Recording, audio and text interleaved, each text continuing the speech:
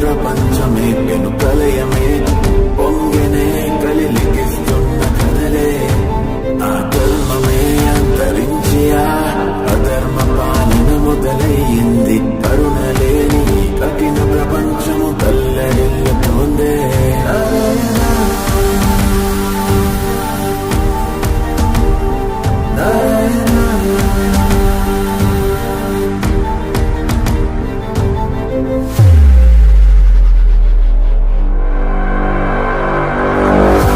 విశ్వము చివరి ఆశ నీ రాక కొరకు వేచున్నదిగా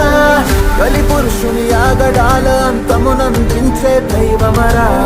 భూతల్లి కంట తడిపెట్టి కన్న వారికై ఏడ్చెనురా బలినమైన మనిషి జాతి మృగమై మారెను